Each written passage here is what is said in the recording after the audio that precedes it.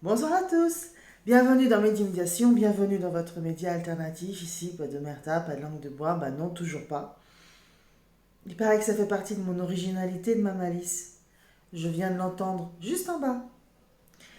Donc, nous sommes le vendredi 1er octobre 2021 et l'émission de ce soir est titrée « La fausse légalité à Macron ».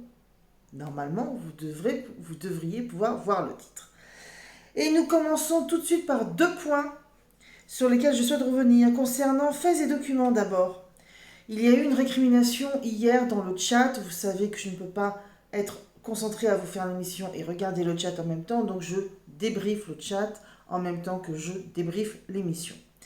Et donc j'ai vu la récrimination sur le prix.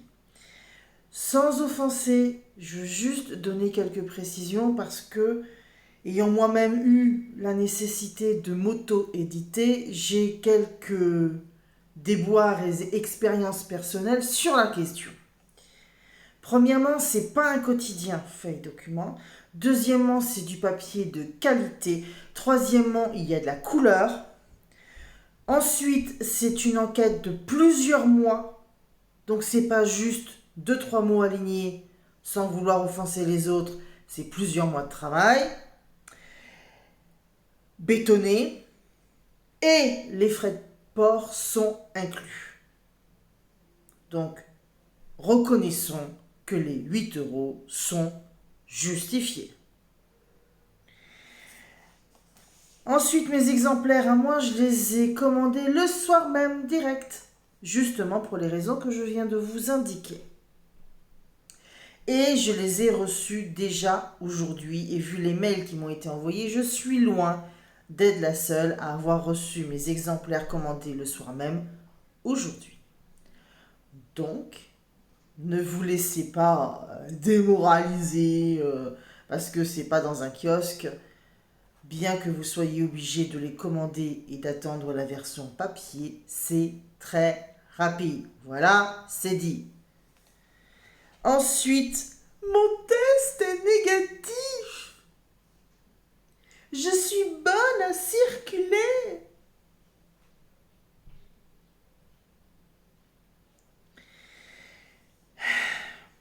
Mon laissez-passer Macron m'autorise à circuler dans mon propre pays, me permet d'avoir le 3 parce que j'aurais pas le droit sinon de monter dans le train de mon propre pays pour rouler dedans jusqu'à destination sans être sorti ni arrêté par la force parce que j'ai le laissez-passer qui me donne le droit de circuler dans mon propre pays pour vous rejoindre à Paris.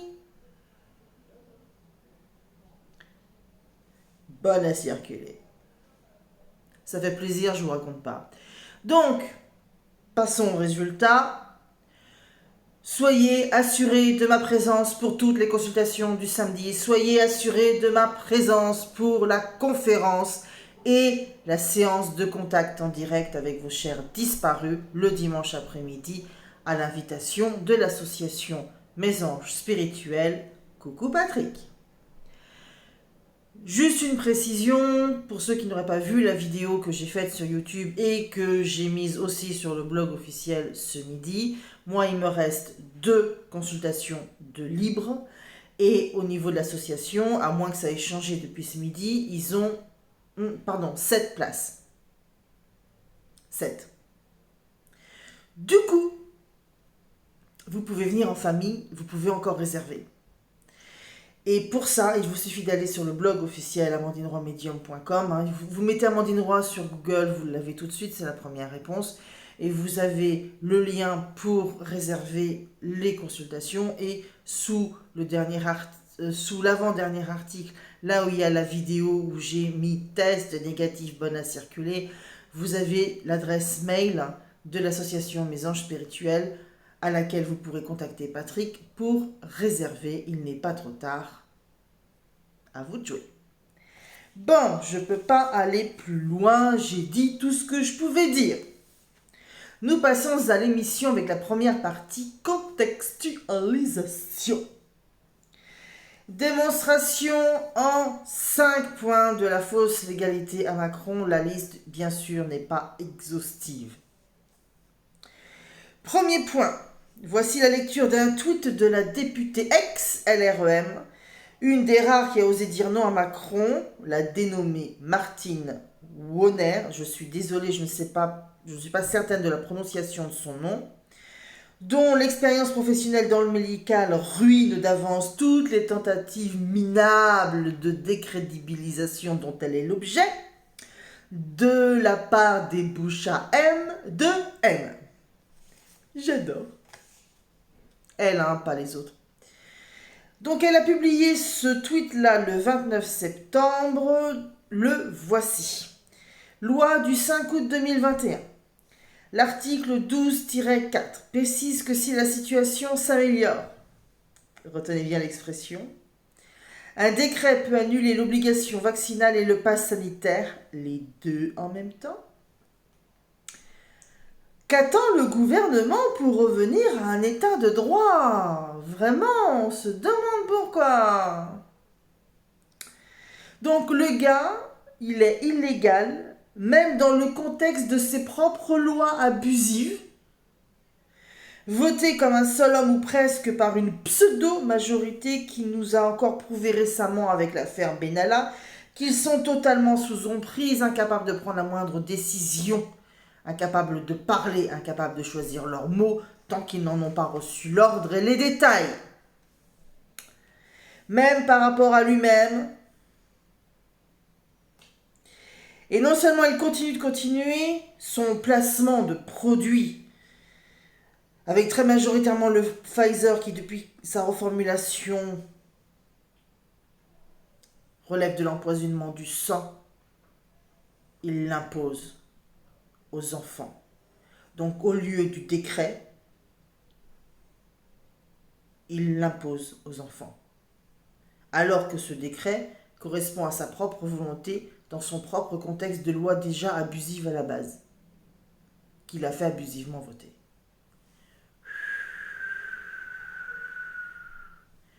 Vous les sentez, les courants d'air? Sachant que l'effet qui m'a été montré, principal, à cet âge-là en tout cas, c'est qu'il atteint la construction, il nuit fortement à la construction du cerveau qui est mature que vers 25 ans. Il veut les picouser obligatoirement à 12 ans. Parce que l'obligation qui n'est pas admise dans les mots, il l'organise. Deuxième point, les deux savonnettes bonimenteuses en second, les principales d'entre elles, Véran et Castex, se rebellent. Tuy de tuy. Ouh. Alors, avant-hier, sauf erreur de ma part, pas sur le propos, sur le jour, c'était Véran qui reconnaissait lui-même, himself, avec ses propres mots qui sortent de sa propre bouche devant ses propres caméras, qu'il n'y avait pas eu de 4e vague ni de 5e vague, commençant visiblement à sentir la lourde culpabilité pénale, qui commence à lui courir après le... Ça commence par un F. Son bidouillage de mots, risible, ne faisait qu'accentuer le flagrant délit d'inquiétude. Et qu'est-ce qu'il a fait, le Castex? Monsieur Poule communiste rouge qui te refait la tirade de Hamlet? Monsieur Bagnol qui a bossé au fin fond de la piscine parce qu'il est en train de se noyer tous les jours en tant que Premier ministre? Eh ben, le très méchant vilain qui a pour une fois... Enfin, bon, C'est arrivé une fois, voilà. Donc une fois c'est arrivé qu'il avait un cheveu qui dépasse et puis quelque chose ailleurs. Ben, on n'a pas l'habitude, hein. C'était étonnant. Voilà. Donc ça lui est arrivé en direct à la télé. Il a osé prononcer des mots sans permission. Oh, le crime! Dans lesquels il a seulement énoncé des faits avérés concernant l'actuel nouveau président malien qui venait de cracher sur les cercueils de tous nos militaires morts pour le Mali en parlant de l'abandon de la France. Donc si vous suivez bien le raisonnement, cracher sur nos morts décédés au Mali, pile au lendemain en plus de la dernière des cérémonies de commémoration, c'est ça qui est normal. Énoncer de manière succincte, polie, des faits avérés, c'est ça qui n'est pas normal. Pour Macron, c'est tellement la normalité de cracher sur la France et les Français qu'il a été jusqu'à parler de honte, jusqu'à qualifier ses propos d'inacceptables. Sérieux, vous avez envie de le voir encore à l'Élysée, celui-là? Oh. Peut-être un excès de souvenirs intimes maliens qui, dans un autre pays, genre s'il s'appelait la France par exemple, hypothétiquement, évidemment, lui voudrait la tôle pour je ne sais combien de décennies. On me souffle 30 ans. Heureusement, maintenant, il y a l'enquête qui sort. Troisième point. Je vous ai parlé précédemment de l'étape du contrôle de la vérité dans le manuel du parfait petit Hitler. Oh, pardon, le parfait petit tyran. Bon, en même temps, il me l'a volé, qu'il s'en démerde. En même temps, personnellement, je ne dispose pas des connaissances juridiques permettant d'identifier clairement la frontière. Journalistique, vous l'aurez compris, mais chacun comprend pour le constater jour après jour depuis plusieurs années ce dont je suis en train de parler. Ce n'est pas pour rien qu'il est écrit médias alternatifs.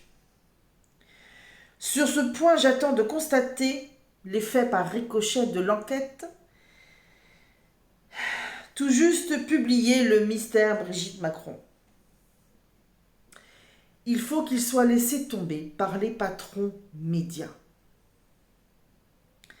qui auront enfin décidé de ne plus être associés au personnage, non pas pour lui, mais pour leur gueule à eux, parce que les crades qui ont un gros problème avec la moralité, c'est eux, c'est pas moi.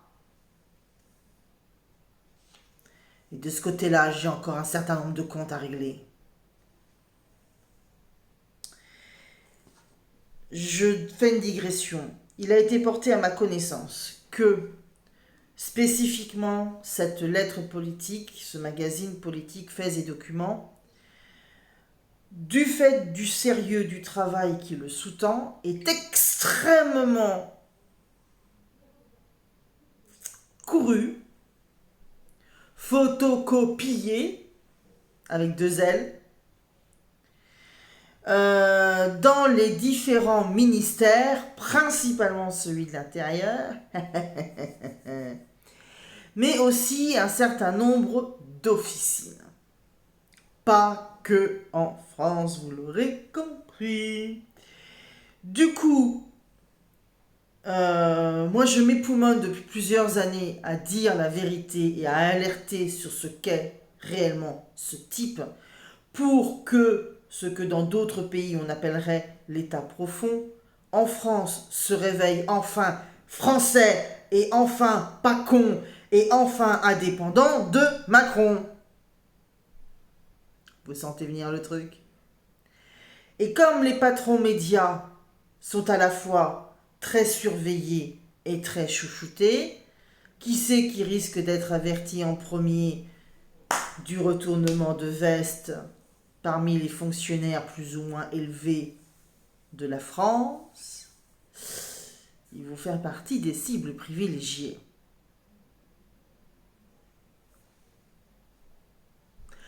Donc, ça va être un bon repère.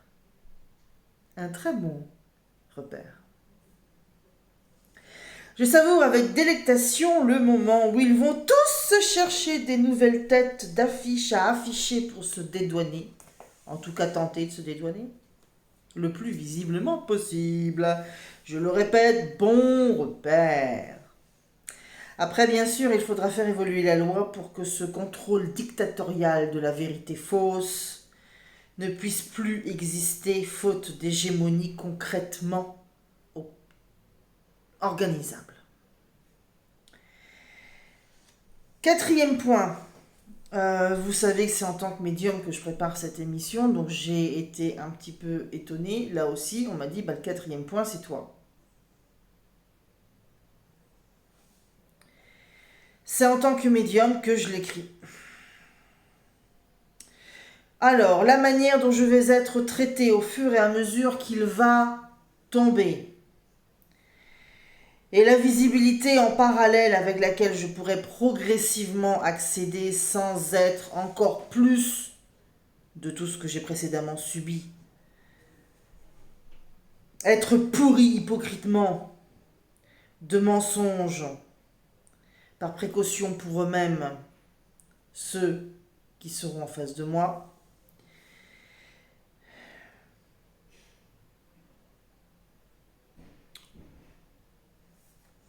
Je crains que le moment venu, leur propre avenir soit la principale, pour certains peut-être malheureusement la seule, raison de faire preuve d'un minimum de correction et de respect envers moi devant les caméras.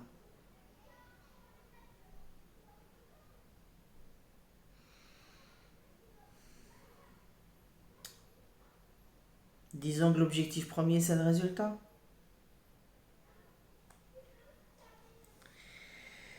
Faire enterrer mes procédures, organiser de faux témoignages, protéger des criminels et violer ma vie en plus du reste pendant des années, ça aussi, il sait très bien qu'il en est coupable. Mon inexistence, faussement légale et si âprement alimentée et organisée de mensonges, de faux passe-droits de merde et d'hypocrisie et de lâcheté, aux yeux du grand public, c'est lui qui l'a ordonné. Nous passons au cinquième point. Là aussi, je rappelle que c'est en tant que médium que je prépare cette émission. On m'a dit, tu le consacres à Natacha Ray. Le cinquième et dernier point. Elle aussi a été malmenée sur une plus courte durée, mais le moins qu'on puisse dire, c'est qu'elle l'a senti passer. Aux dernières nouvelles, d'ailleurs, elle n'a toujours pas récupéré son iPhone. Et on m'a clairement averti que cette enquête, au moins dans un premier temps, il est prévu, au nom du travail sérieux qu'elle a effectué, de le lui faire payer par des représentants de l'autorité de l'État et de la justice qui se prêtent encore à un usage mafieux de leurs uniformes et de leurs prérogatives, encore au bénéfice du mafieux en chef, pendant qu'il est à l'Élysée. Message non subliminal à Natacha Ray. Il faut que tu organises ta visibilité. À la télé. Tu sais chez qui. Nous passons à la médiumnité.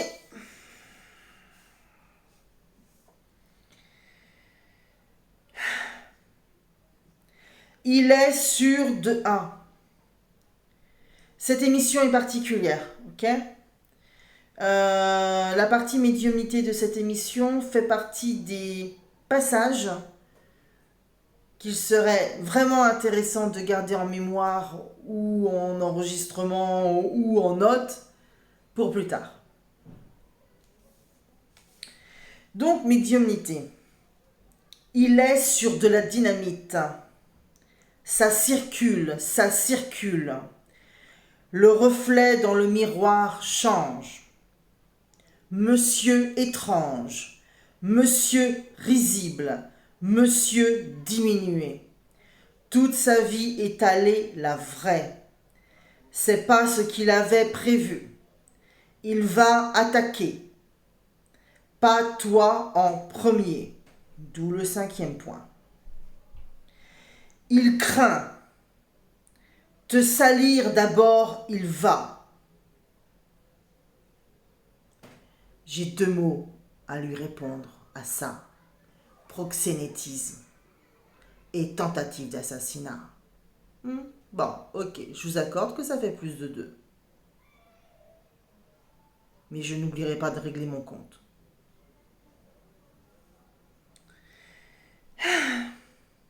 Là, se planquer de plus en plus étrangement.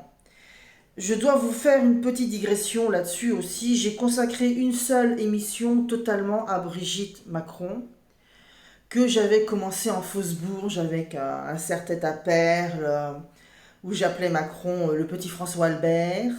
Pourquoi François Albert? Parce que c'est moi qui décide. Donc celle-là, je m'étais quand même un peu marrée, j'avoue. Et j'ai expliqué dans cette émission-là et dans plusieurs autres, sur ce moment-là du quinquennat, vous l'aurez compris, que celle qui était le plus accrochée à la fonction, c'est pas lui, c'est elle. Et que le jour où il faudrait qu'il dégage, elle, il faudrait la décrocher des meubles pour arriver à la dégager. Vous mesurez le changement? Je vous relis la partie médiumnité. Il est sur de la dynamite. Ça circule, ça circule. Le reflet dans le miroir change. Monsieur étrange, monsieur risible, monsieur diminué. Toute sa vie étalée la vraie. C'est pas ce qu'il avait prévu. Il va attaquer. Pas toi en premier. 5e point. Il craint. Te salir d'abord, il va. Je ne vais pas vous réexpliquer, vous le savez déjà. Là, d'ailleurs, rien que ça vaut une digression. On ne me dit pas le nom Macron pour elle. Là, sans préciser le nom. Rien que ça, déjà, ça a du sens. Se planquer de plus en plus étrangement. Et je vous ai rappelé donc l'anecdote concernant la seule émission que je lui ai totalement consacrée et que j'ai débuté en fausse bourge avec un serre-tête à perles en l'appelant, comme on appelle un chien, le petit François Albert. Nous passons à la dernière partie de l'émission, la réponse à vos questions. Jonathan, la France est censée prendre la présidence de l'UE au 1er janvier 2022. Alors, Jonathan, je ne sais pas depuis quand tu es abonné à mon émission, mais j'ai en long, en large et en travers déjà traité des ambitions européennes du Macron.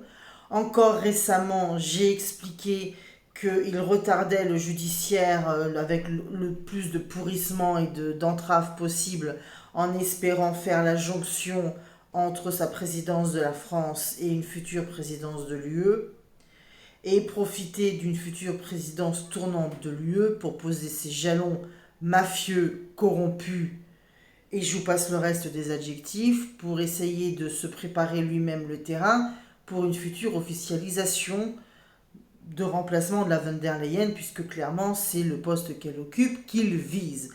Je l'ai expliqué en long, en large et en travers dans des émissions qui commencent à être anciennes maintenant, c'est vrai, mais s'il y a bien un sujet que j'ai traité, c'est celui-là.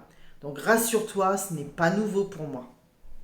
Ensuite, penses-tu que le poudré utilisera cette fonction pour se redorer le blason et se donner de l'importance? En fait, je viens déjà de répondre à ta question. Mais je rajoute que c'est justement ça qui ne doit pas arriver, évidemment. Quand j'ai dit en 2019 qu'il fallait qu'il parte avant la fin de l'année 2019, j'en ai pris plein la tronche. D'ailleurs, je suis allée fin 2019 à Paris pour la première fois, à l'invitation de l'association Mes Anges Spirituels qui me reçoit le week-end qui vient, là, à partir d'après-demain. Et on continuait de me dire, les gens m'ont interrogé dans la salle, les gens m'ont interrogé et on continuait de me dire, il faut qu'il parte, il faut qu'il parte, il faut qu'il parte, il faut qu'il parte. Alors qu'on était à quelques jours de la fin de l'année 2019. Avec ce qui a suivi, ceux qui se sont fait les gorges chaudes sur mon dos, au minimum, ont dû ravaler leur bile. Là, on est en train de me refaire le truc. Absolument, absolument avant. Quand vous constatez les dégâts qu'il a fait dans la France, on va pas se refaire la liste. J'en ai suffisamment traité dans l'émission. Toute la quantité de dégâts qu'il a engendré du pays, vous croyez qu'il va faire quoi avec les clés de l'Europe? Le type, je vous rappelle, qui est l'ennemi américain de l'intérieur, le commercial de Pfizer, le destructeur de la France et de la civilisation européenne. Évidemment, il faut en être délivré avant. Je ne peux pas être plus clair. Ensuite, une question de Yves. Alors Yves, je te fais confiance, donc j'ai pris direct ta question, j'ai pas vérifié, j'ai pas cherché un quelconque écho de ce côté-là. Je te connais, je te fais confiance. Donc j'ai pris direct ta question, mais je t'avoue que tu m'as appris cette information qui prend un goût particulier au vu de l'enquête qui est en train de sortir et du climat qui a déjà été fait par Macron lui-même sur Castex. Je cite: le président du Togo a écrit à M. Macron qu'il y a un problème de fraude électorale. Il le sait, il l'organise. Avec menace de mort sur sa personne. Il le sait, il a tellement tué la France et les Français. Est-ce que l'illégitimité pourrait être internationalement reconnue de notre président? Alors Yves, toi qui es un fidèle de l'émission, normalement ça doit te rappeler quand même quelques souvenirs. Je vous avais expliqué qu'il allait mondialement chuter. En fait, ce qui va le décider, ce qui a le plus de chances de le décider, c'est l'élément déclencheur de l'enquête. D'ailleurs, je vous ai dit, et c'est ce qui avait décidé à la base Natacha Ray de commencer l'enquête, que pour le faire tomber lui, il fallait d'abord la faire tomber elle. Et cette enquête l'a fait tomber elle. Sachant qu'il y a 5 numéros en tout, qu'il y en a déjà 2 qui sont déjà sortis, que ça va crescendo dans le détail, très détaillé, si vous comprenez ce que je veux dire, il va se retrouver à devoir décider à quel moment lui s'écarte pour éviter que l'écho de ce qui est en train d'arriver soit encore plus mondial. Quand je vous ai dit hier ou avant-hier que les semaines que nous sommes en train de vivre sont cruciales pour l'avenir de la France, c'est pas pour le plaisir d'avoir des mots qui sortent de ma bouche. Moi, je suis pas comme l'autre. Fallait le comprendre littéralement.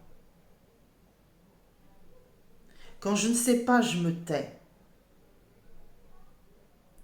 Quand je ne suis pas certaine, je le précise. Quand je blague, vous le voyez, je surjoue. Quand je vous ai dit que les semaines que nous sommes en train de vivre sont cruciales pour la France, il faut l'entendre littéralement.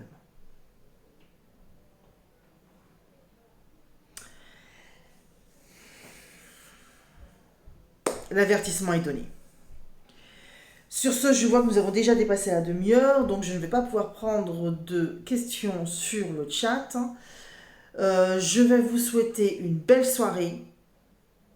Je vous rappelle que je suis demain et après-demain à Paris, puisque je suis bonne à circuler. Vous pouvez encore réserver des consultations et des places pour la conférence et la partie séance de contact. Qu'est-ce que je peux vous dire de plus? Ceux qui manifestent demain, merci, courage, et surtout ne renoncez pas, parce que là, il y a le gros de la troupe qui va rejoindre, donc lâchez rien. Et pour les autres, je vous souhaite un bon week-end, et je vous donne rendez-vous lundi pour le prochain numéro de médiumisation en direct et à 19h sur Twitch. Belle soirée à vous.